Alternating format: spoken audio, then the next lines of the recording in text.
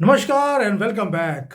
Donald Trump का एक admission कि ब्रिक्स जीत गया और दूसरा कि मोदी जी ने वेस्टर्न एरा का जो गोल्डन टाइम था उसको ख़त्म कर दिया है। कैसे किया है, क्या हुआ है, और जो वेस्ट है वो अपनी हार आखिरी मोमेंट तक जनरली मानता नहीं है। जब पानी सर के ऊपर से निकल जाता है उसके बाद माने हैं। और जो वेस्टर्न सैंक्शंस का एरा था वो ख़त्म हो गया, ब्रिक्स जीत गया है। और अब जब डोनाल्ड ट्रंप को लगता है कि भी उसका मुंह काला हो रहा है, उसने दोबारा से आज थ्रेटन कर दिया कि मैं 500% का टैरिफ लगाने वाला हूं अगर आपने रशिया से तेल खरीदा। ना हमने रोका ना चाइना ने। And this is something which most people have missed today because history has been made. USA का जो सेक्रेटरी ऑफ स्टेट है मार्को रूबियो, उन्होंने अभी अभी एडमिट किया कि अब अमेरिका के पास कोई भी और तरीका नहीं है। क्या? कोई तरीका नहीं है। We have no options left to sanction Russia. यानी कि जितना भी कुछ करना था सब कुछ करके फेल हो गए हैं। और ये something, this is something which no American official has ever publicly admitted कि वो हार गए हैं। ये दोस्तों एडमिशन नहीं है, ये सरेंडर है। They failed in everything. मैं आपको एक्सप्लेन करूंगा पहले तो कि हुआ क्या है, और दूसरे पार्ट में आपको एक्सप्लेन करूंगा कि मोदी जी ने इनकी हार निश्चित कैसे करी। आज आपको गर्व होगा ये देखकर कि हमारे गवर्नमेंट ने किया क्या है। आप थोड़ा सा बिहार की जीत से बाहर निकलकर अब जियो पॉलिटिक्स में दोबारा आते हैं, क्योंकि बहुत कुछ हो गया है बिहार के इलेक्शंस के टाइम के दौरान। अब आपको मालूम है कि वेस्ट ने दो चीजें करी, एक तो ट्रेड को और दूसरा डॉलर को एक वेपन की तरह यूज किया। सबसे पहले तो क्या किया इन्होंने रशिया के ऊपर इतने ज्यादा सैंक्शन लगा दिए कि रशिया टूट जाएगा। और दूसरा, हमारी दोस्ती रशिया के साथ थी उसको तोड़ने की भी कोशिश करी, आइसोलेट करने की कोशिश करी मॉस्को को पूरे दुनिया की इकोनॉमी से। लेकिन हर चीज में फेल हो गए और आज वॉशिंगटन 2-2.5 साल के बाद they are the first person to blink, मतलब चूहों की तरह भागे हैं। एडमिट किया है वो हार गए। पहले अंडरस्टैंड करते हैं हुआ क्या। आपको मालूम है कि 2022 से लेकर अमेरिका सैंक्शन पे सैंक्शन एग्रेसिवली वो करते रहे रशिया के ऊपर। और मॉडर्न हिस्ट्री में इतने सैंक्शंस किसी और कंट्री के ऊपर नहीं है। टारगेट किया गया रशिया के बैंक्स को, ऑयल की कंपनीज को, डिफेंस इंडस्ट्रीज को, ऑलिगार्स को, इवन की जो बेसिक कमोडिटीज हैं वो भी रशिया तक खाने पीने की चीजें ना जाएं उसके ऊपर भी सैंक्शन लगा दिया।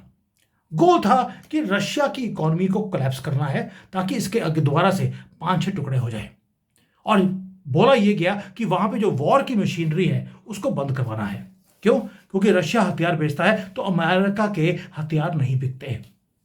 और आज जब हम बात कर रहे हैं तब क्या हो रहा है, जेलेंस्की की आर्मी सरेंडर कर चुकी है 2 की पोजीशंस के ऊपर।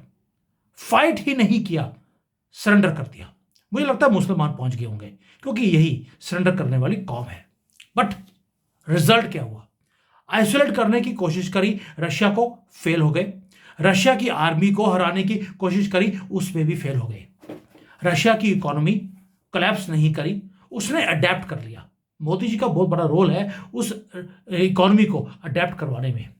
आपको मालूम है कि रशिया ने अपना तेल बेचना शुरू कर दिया 2 कंट्रीज को, चाइना को और भारत को, और पैरेलल एक फाइनेंशियल सिस्टम खड़ा कर दिया जहां पर इंडियन रुपी में ट्रेड हो रहा है रशिया के साथ। एंड द किकर इज कि जो वो चाहते थे कि रशिया टूट जाए, यूरोप टूटने की कगार पे आ गया and they have suffered the maximum. Germany के अंदर आज भी एनर्जी की क्राइसिस है, अभी विंटर आने वाली है। बुल्गारिया है, उसके पास रिजर्व्स बचे ही नहीं। इटालियन फैक्ट्रीज हैं वो बंद हो रही हैं। और रशिया जो हमारा दोस्त है वो आज भी they are selling record oil volumes to Asia. Asia में 2 ही कंट्रीज हैं, चाइना और भारत। और जो सैंक्शंस रशिया के ऊपर किए गए थे, हमने भी सारी दुनिया का प्रेशर झेला अपने दोस्त रशिया के लिए। And these sanctions have backfired spectacularly. तभी बोल रहा हूं अमेरिका की एंकड़ी वेस्ट की जो मोदी जी ने तोड़ी है, सारा प्रेशर झेल लिया, पीछे नहीं हटे। हमारे ऊपर 50% का टैक्स लगाया और इन्होंने बोला था कि मोदी 60 दिन में हमारे कदमों में आएंगे। इनको हमारे कदमों में आने पड़ा। और मैंने तब भी बोला था कि कदमों में हमारे डोनाल्ड ट्रंप आएगा, मोदी नहीं आएंगे। अब आते हैं कि किया कैसे। जो हो गया वो तो बता दिया। This is where it gets interesting because of Bharat and for Bharat. पहली बात यह है कि इतने सैंक्शंस लगाने के बाद भी रशिया सरवाइव कैसे कर गया? उसका आंसर है एक ही वर्ड, ना भारत ना मोदी। वो रिस्पॉन्सिबल है, वो है ब्रिक्स। ब्रिक्स जो नेशंस की एक जो टोली बन गई है, उसने G7 का जो टोटल जीडीपी है उसको सरपास करना शुरू कर दिया in terms of purchasing power. आप सोच के देखिए, डेवलपिंग कंट्रीज हैं चाइना, भारत और सारे ब्रिक्स के कंट्रीज, वो आज economically they are bigger than the western club. China जो है वो रशिया का लार्जेस्ट अगर ऑयल बायर हुआ तो भारत ने भी डिस्काउंटेड रशियन तेल खरीदा, और हमारे साथ जुड़ गए ब्राजील, साउथ अफ्रीका, यूएई, सब ने हमारी अलायंस को ज्वाइन कर लिया, और together we created an alternate economic system जिसमें हमें वेस्ट के अप्रूवल की जरूरत ही नहीं थी। 2 साल से हम ये काम कर रहे हैं, ये छुपन छुपाई वाला काम, क्योंकि ये ट्रेड की बात नहीं थी दोस्तों, ये है पावर शिफ्ट जो वेस्ट से ईस्ट की तरफ आ रहा है। और मल्टीपोलर वर्ल्ड के ऊपर मोदी जी बार बार बोलते हैं एक आदमी पूरी दुनिया को नहीं चला सकता। जयशंकर जी जाके बोलते हैं कि ये होते कौन है हमें बताने वाले कि हम अपने कंट्री को चलाएंगे कैसे। आपकी कंट्री तो फेल है, अब हमें चाहते हैं कि हम भी आपकी तरह फेल हो जाए, नहीं चलेगा। ये यूनिपोलर वर्ल्ड नहीं, मल्टीपोलर वर्ल्ड है, and it has started coming. किसने शुरू किया? भारत ने। और जो सैंक्शंस थे, सैंक्शंस आप जितने मर्जी कर लीजिए, अब कोई फर्क नहीं पड़ने वाला। जब 20-25 हजार सैंक्शंस के बाद भी रशिया थ्राइव कर रहा है क्योंकि उसका दोस्त उसके साथ खड़ा है, मैं अपनी तरफ कर रहा हूं क्योंकि भारत खड़ा है, और ये भारत की स्ट्रेटेजिक विन भी है। अब सोच के देखिए, भारत का मास्टर स्ट्रोक क्या था? वेस्ट ने हमें प्रेशराइज किया कि आप रशिया से तेल मत खरीदिए। हमने बड़ा ही स्मार्टली इसको प्ले किया। हमने रशिया का तेल खरीदा पहले मैसिव डिस्काउंट्स के ऊपर, बिलियंस ऑफ डॉलर हमने अपनी एनर्जी कॉस्ट की बचाई। हमारी इन्फ्लेशन बड़ी नहीं, कंट्रोल में रही। तेल का प्राइस 100 रुपए था इस युद्ध से पहले, आज भी 100 का है, जबकि वेस्ट के अंदर 100 की चीज 300 की हो गई, जिसके कारण इन्फ्लेशन बढ़ गया है। आज ही रिपोर्ट है अमेरिका के अंदर कि इन्फ्लेशन इतना ज्यादा बढ़ गया है कि अब टैक्स जो है वहां पे कम करना पड़ेगा डोनाल्ड ट्रंप को। अब हमारे ये मास्टर स्ट्रोक क्या था मोदी का? हमने किसी की साइड पिक ही नहीं करी, हमने साइड करी पिक भारत की, हमारे नेशनल इंटरेस्ट की। अमेरिका ने हमारे ऊपर 50% का टैरिफ लगाया, हमारा मीडिया रोने लग गया, ओ जी हमारा नुकसान हो जाएगा। मैंने तब भी बोला था हमें इतना सा भी फर्क नहीं पड़ेगा, and we did not panic. Salute है हमारी गवर्नमेंट को। हमने आप बोल सकते हैं कि हमने रशिया का तेल 10% कम कर दिया परचेज करना, बट हमने अपना 90% अभी भी रशिया का तेल हम खरीद रहे हैं, और 10% हमने आज ही डील किया है कि हम गैस और तेल अमेरिका से खरीदेंगे, जो 10% हमने रशिया से कम किया। हमने अपनी स्ट्रेटेजिक ऑटोनॉमी भी रखी, और हमने दोनों रास्ते ओपन भी कर लिए। रशिया का ऑलरेडी हमारा रास्ता खुला हुआ है, इधर से अमेरिका का रास्ता भी खोल दिया। यानी कि मल्टी अलाइनमेंट वाली डिप्लोमेसी हम खेल रहे हैं, नॉन अलाइनमेंट वाली हमने उठा के फेंक दी, जो मोहम्मद नेहरू ने शुरू करी थी, नॉन अलाइनमेंट मूवमेंट। अब हम आ गए हैं मल्टी अलाइनमेंट की तरफ। और मोदी जी ने क्या किया? भारत को पोजीशन कर दिया as a bridge between east and west. हम रशिया से भी काम कर रहे हैं तो अमेरिका से भी कर रहे हैं, मिडिल ईस्ट से कर रहे हैं तो इजराइल से भी कर रहे हैं, हम चाइना से भी कर रहे हैं तो जापान से भी कर रहे हैं। सब दुश्मन एक दूसरे के, लेकिन हमने east and west, BRICS and G7 सब जगह है हम लोग। अब हम दरवाजे के बाहर नहीं बैठे, जैसे पहले होता था कि भारत दरवाजे के बाहर बैठा हुआ है, फोन करते थे अमेरिका को, प्लीज हमें कॉल कर लीजिए। अब वो हमें कॉल करते हैं कि प्लीज बताइए आपका मूड क्या है। ये है स्ट्रेटेजिक जीनियस। एंड जो ये नया वर्ल्ड ऑर्डर है वो हम सर्वाइव नहीं कर रहे, हम रीशेप भी कर रहे हैं। आपको लगेगा यार वो बड़ी बड़ी बातें कर रहे हो, अब सोच के देखिए, क्या अगर राहुल गांधी की गवर्नमेंट जब थी मनमोहन सिंह वाली, अगर वो टाइम होता और अमेरिका बोलता कि भाई रशिया से तेल मत खरीदो, आपको लगता है उसके अंदर इतनी हिम्मत थी मनमोहन सिंह में या पोल डांसर मां सोनिया गांधी में कि वो मना कर देते अमेरिका को? मोदी जी नहीं हटे, हमारे ऊपर 50% टैरिफ लगा, क्या हम पीछे हटे? क्या कांग्रेस के टाइम पे ऐसा होता? ये सरेंडर करने वाले कांग्रेस ही नहीं होता। और आज डोनाल्ड ट्रंप ने बोला है 500% का टैरिफ दोबारा लगाऊंगा। किसके ऊपर? किसके ऊपर? भारत और चाइना नहीं बोला इस बार, उन्होंने बोल दिया कि I am backing a bill 500% का tariff on BRICS nations, BRICS के ऊपर, और वो टैरिफ लगाने की बात बोल रहा है। अब ये इकोनॉमिक वॉरफेयर जिसको वो बोलता है कि लेजिस्लेशन है, मेरी गवर्नमेंट बोल रही है, क्या ब्रिक्स स्केर्ड होगा? आंसर नील है। रीजन, बिल पहली बात तो पास नहीं होगा 500% का, ये दिखाने के लिए है क्योंकि अमेरिका की गवर्नमेंट के लोग, इवन की रिपब्लिकन्स, अब डोनाल्ड ट्रंप की बात सुनने को तैयार नहीं है। क्यों? क्योंकि उनके हाथ से हर चीज फिसलती जा रही है। अभी जो बाइपोल्स हुए थे, सारी सीटें हार गया।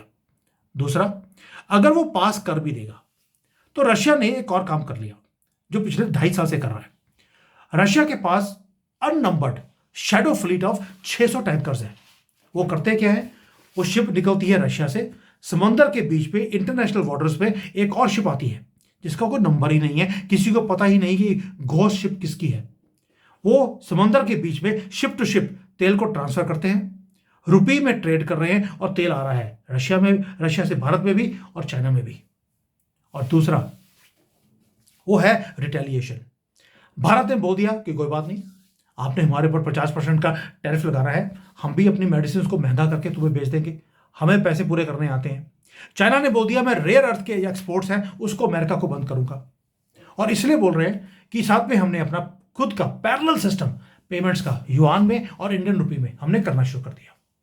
इसलिए जो आज ब्रिक्स के ऊपर 500% टैरिफ लगाने की बातें अमेरिकन प्रेसिडेंट बोलता है, उससे हर्ट कौन होगा? अमेरिका की जनता एंड डोनाल्ड ट्रंप हिमसेल्फ। दोस्तों, ये स्ट्रैटेजी नहीं है अमेरिका की, ये अब डेस्परेशन है, क्योंकि अब एशिया ने वेस्ट वालों को पहली बार मात देनी शुरू कर दी, और जो ब्रिक्स है वो एक नया पावर सेंटर बनता जा रहा है। And this is the bigger picture कि ब्रिक्स अब नेटो हो, G7 हो, इससे बड़ा बनता जा रहा है, सेंटर ऑफ ग्लोबल पावर। एक की डिफरेंस है, पहली बात वेस्ट में और ब्रिक्स में, ब्रिक्स फोर्स नहीं करता अपने कंप्लायंसेस को, वो ऑल्टरनेट प्रोवाइड कर रहा है दुनिया को। ऑल्टरनेट पेमेंट सिस्टम है, ऑल्टरनेट ट्रेड रूट्स हैं, ऑल्टरनेट करेंसी है, सब कुछ ऑल्टरनेट है। एंड कंट्रीज अब थ्रेटन कर रही हैं कि अब हम G7 को और G20 को, यूनाइटेड नेशंस को रोककर छोड़कर हम इस पे ब्रिक्स में एंटर करना चाहते हैं। इन्होंने डॉलर को वेपनाइज करने की कोशिश करी, हमने ऑफर कर दिया जरूरत नहीं है डॉलर में काम करने की, आप युआन में, इंडियन रुपी में, या कि आगे जाकर ब्रिक्स की करेंसी आएगी उसमें आप काम कर सकते हैं। एंड रशिया के साथ जो हमने तेल खरीदा उसमें हमने प्रूव किया कि हम अपने कंट्री में, अपने करेंसी में काम कर सकते हैं। It is working. इसीलिए 40 से ज्यादा कंट्रीज हैं जो ब्रिक्स को ज्वाइन करना चाहती हैं। ये है मास्टर स्ट्रोक कि मोदी ने कैसे करवाया। क्यों? क्योंकि ग्लोबल साउथ को वेकअप किसने किया? ग्लोबल साउथ का टर्म किसने दिया? सबसे पहले मोदी जी ने। And now they are asking our permission to lead and please come in BRICS. West ने बड़ी कोशिश करी कि हमारी दादागिरी जो चल रही है ग्लोबल साउथ की, इसको तोड़ा जाए, नहीं हुआ। और तभी बार बार बोल रहा हूं, भारत का रोल बहुत क्रिटिकल था। हमने एक ब्रिज की तरह काम किया ग्लोबल साउथ का, ब्रिक्स में G7 है तो G20 भी है, सब जगह पर, और डेमोक्रेटिक वॉइसेस को हमने इकट्ठा किया है। अब भारत बन रहा है मैन्युफैक्चरिंग हब। चाइना के साथ हमारी ऑलरेडी थोड़ी सी दोस्ती बननी शुरू हो गई, जहां पर हम कह रहे हैं तुम भी मैन्युफैक्चर करो, हम भी कर रहे हैं, मिलकर दुनिया को रूल करते हैं। और मोदी जी का विजन है जो चाइना को बोला हमने, मल्टीपोलर वर्ल्ड में तुम्हारा भी पिलर, मेरा भी पिलर, और अब आंख में आंख डाल के बात करेंगे, ना तुम्हें उठाने की जरूरत है ना हमें। और ये मटेरियलाइज हो भी रही है चाइना के साथ। कितनी देर तक इनके ऊपर विश्वास कर सकते हैं वो मैटर नहीं है, एटलीस्ट अभी काम हो रहा है। और अभी ट्रंप को आंखें दिखानी जरूरी थी कि तुम्हारी दादागिरी नहीं चलेगी, and it is working, they are blinking. आज 500% का टैरिफ की दोबारा धमकी दे दिया है। नाउ क्या ब्रिक्स को ट्रंप की जो थ्रेट है उसको सीरियसली लेना भी चाहिए? ट्रंप को तो सीरियसली ट्रंप नहीं लेता, आप क्यों ले रहे भाई? और हमारा इंडियन मीडिया, मुझे समझ नहीं आता कि मायूसी क्यों छाई रहती है इनके चेहरे के ऊपर। इसका आंसर है, पहली बात यह है, अपना जो इंडियन मीडिया उसको आंसर देने की जरूरत नहीं है। क्या ब्रिक्स ट्रंप की थ्रेट को सीरियसली लेगा? तो आंसर है, हमें लेने की जरूरत ही नहीं है। जो थ्रेट है इसका मतलब है वॉशिंगटन ऑलरेडी अपनी पोजीशन जो है लीवरेज वाली वो हार चुका है। जब आप 500% के टैरिफ की अब धमकी देते हैं, इसका मतलब है कि इकोनॉमिक वॉर आप हार चुके हैं। ऊपर से डोनाल्ड ट्रंप का खुद का जो फॉरेन मंत्री है Rubio, we are running out of things to sanction, यानी कि अब इनके पास कोई लीवरेज नहीं रहा। और इसका एक सिंपल ट्रांसलेशन है, the age of western dominance is over. BRICS का एरा दोबारा शुरू हो गया, ग्लोबल साउथ का एरा शुरू हो गया। और शुरू किसने किया? भारत ने। And we are not just watching history right now दोस्तों, we are writing it right in front of us. इसके बाद भी अगर आपको गर्व नहीं होता कि भारत की अचीवमेंट्स क्या है, फिर आप सनातनी या भारतीय हो ही नहीं सकते। फिर आप वही होंगे सेकुलर हिंदू या हरा झंडा उठाकर पाकिस्तान के नारे लगाने वाला।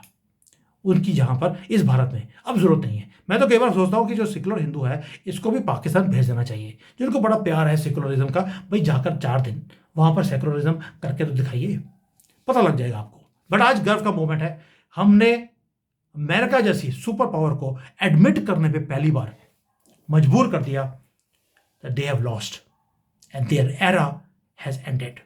Thank you. Jai Hind. Vande Mataram.